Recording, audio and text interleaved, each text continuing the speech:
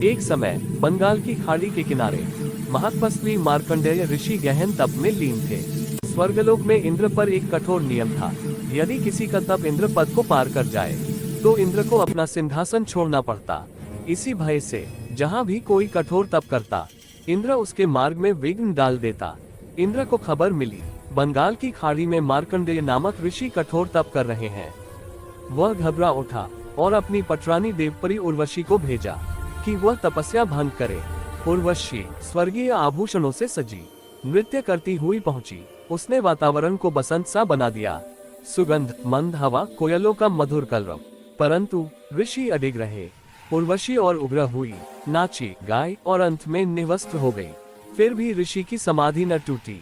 मार्कंडेय, हे बेटी, बहन, माई, यह क्या कर रही हो?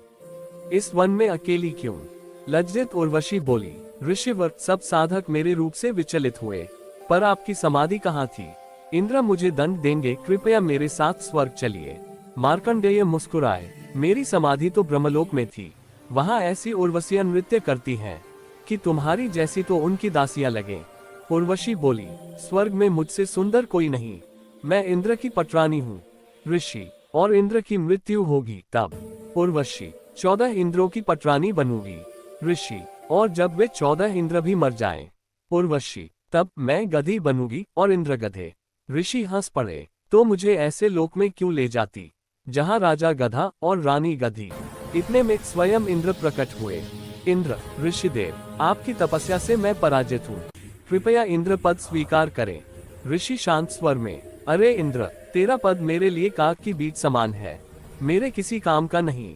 फिर बोले, आओ मैं तुम्हें ब्रह्मलोक की साधना बताऊं। इंद्र हंसकर, अभी तो मुझे मौज करने दो, साधना फिर कभी कर लूंगा।